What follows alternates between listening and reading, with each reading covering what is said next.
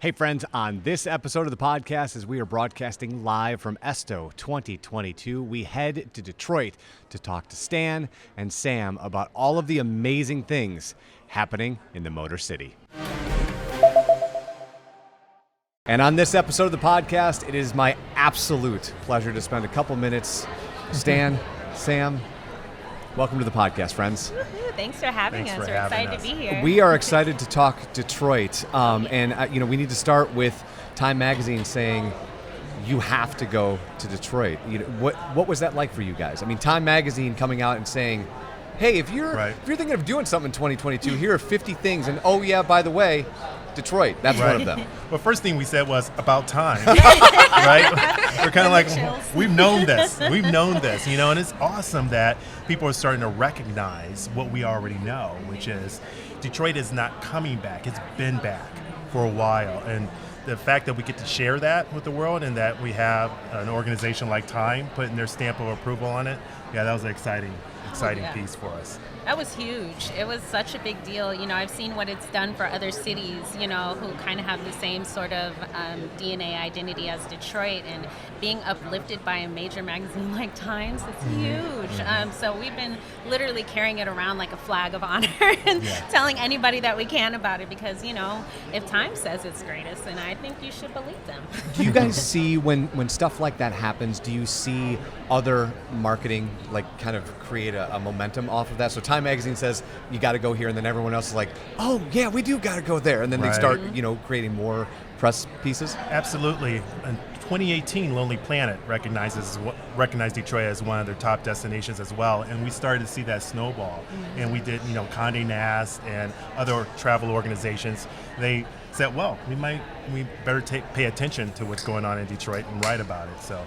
One of the incredible things that is happening in Detroit is just the sheer volume of amazing things to do, right? From, what Bedrock's doing right downtown, to the beach right at Campus Martius, to the draft, to the Brew Trail, all of those things. And so, Stan, I'm interested, when we're talking about setting priorities and you're dealing with that big of a footprint, we're at ESTO and there's a lot of DMOs who don't have as big of a footprint as you guys do. How do you guys approach on a day-to-day basis and then maybe on an annual basis where the priorities go and how okay, now is the time to pull the Brew Trail lever, now we need to push some draft stuff, now we need to talk about this thing. What does that look like for you guys? Well, we start with the traveler. So all the noise that kind of surrounds marketing, we start with the traveler, and our goal is to make sure that the experience of planning your trip as well as when you're in Detroit is as fulfilling, regenerative as possible. So we start there. So you brought up our Brew Trail, and we were seeing that a lot of people were discovering that we have a lot of great distilleries and breweries in the region, and they wanted to learn more about those. And that just prompted us to say, well, we need to start to talk about that a little bit more, and crafted a program that allowed them to do that in a fun way. So we really look at what the traveler wants to do, and then we see, okay, how can we enable that and empower them to do that? That's awesome. Absolutely. And then, just pouring, again, we get so excited about the stuff going on in the city. Like, you mentioned the draft even. I could talk about that every single day. You know what I mean? Just the sheer excitement of things that are happening, even like the Brew Trail. I was telling you earlier, there was such a need or such a desire to have, more of that beer information and experience. We launched the Brew Trail and we're like, okay, we'll be back to promo it, and we're just seeing our numbers skyrocket. So it's always good to see that kind of timing sync up with what the traveler's looking for and what we actually have going on in the city. And I was just going to add, I think that we're also looking at the times. And Detroit is really a trendsetter and opinion shaper. And we really want to tap into that. So we knew that in the last 2 years, people are becoming much more socially conscious. They are really pulling their values into their trip planning and what they want to do. And we really saw that Detroit is an amazing canvas for you to travel and travel with a purpose. So when you look at what's happening out in the marketplace, and you look at Detroit, then we want to marry that together as well. So that's how we kind of set our priorities.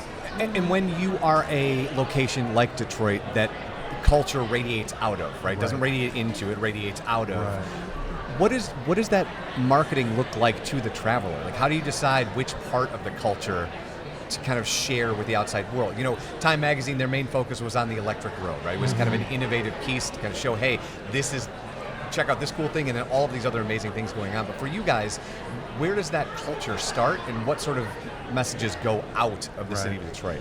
The special thing about Detroit is that you don't have to look for the culture. You don't have to direct you to the culture. Facts. It's embedded in the DNA of the city, of the metro region. So it's a lot easier for us because all we have to do, and we bet on our people, right? So we were just in a session where a person says the shiny thing is the people. And Detroit is definitely our people. So we just really focus on them and tell their stories. And those stories are compelling. And they've been compelling in America for hundreds of years. So, I mean, like, we're just really doubling down on that. Yeah, I mean, even in addition to our history, from food to cars to art to design, I think culture is just such a broad word for us, and we just tap so much of it. I think we wind up having to segment almost to an extent, like, all right, how can we pour all of the different types of ways you can experience car culture into one, sort of time, or beer culture, or anything like that. I think that's probably the challenge for us, is like, where do we even start? There's so much culture here. It's a great problem to have. Oh, absolutely. And there's such a big scope in general. But one thing I like to know is, what do you guys do on the weekends in Detroit? My latest fascination is Eastern Market. I don't understand why I haven't spent more time at Eastern Market, but my wife and I went up to Eastern Market a couple of weeks ago, and we just thought we were just going to sightsee and kind of. Sure. And now we do our shopping there, because I mean, like, it's the largest market. And so I spent a lot of time there, and I'm spending a lot of time trying to get to every culinary delight that we have in the city as well.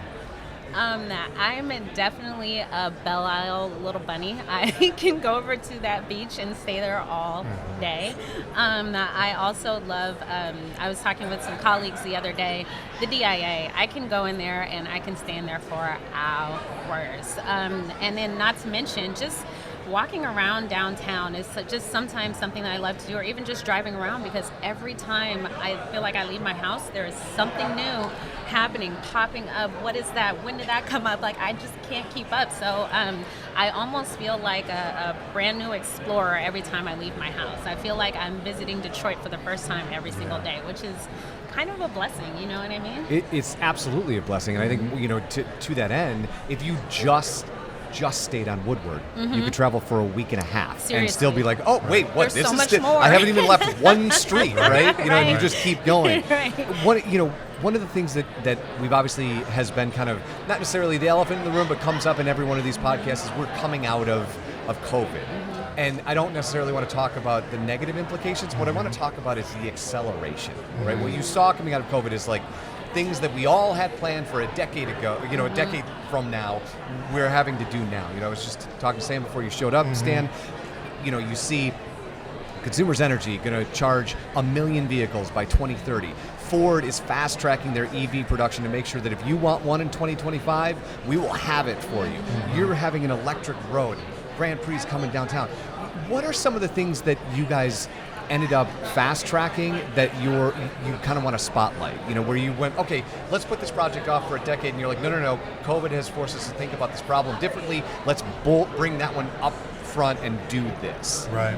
I think what COVID did was it really elevated or shown us the deep love people have for travel and why they travel. And I think that this sense of traveling for your mental health, your mental wellness, your ability to start to immerse yourselves in a different space, that is something that we're seeing.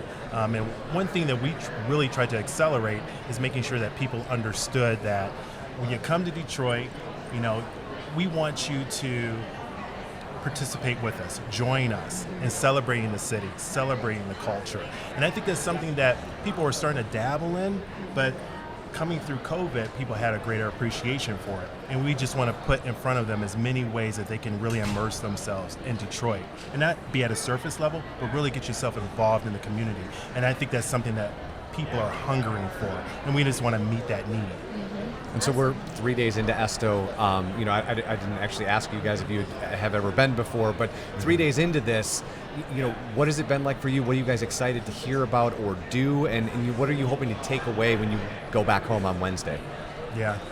What did Picasso say? That good artists copy, great artists steal. Great artists steal, yeah. Right, so we're stealing a lot from our colleagues. We're inspired. Right. I think there's some things that, are confirming the direction that we're going, and it's nice to see that, okay, we're on the right path, but there's some really interesting paths that other DMOs are taking. And one thing that we're really diving into is really partnering with other DMOs as well, because while we think Detroit is the best city and Times says so as well, we really want to start to see how we can partner with other DMOs, especially in the state as well. So we have that opportunity to make those connections while we're here.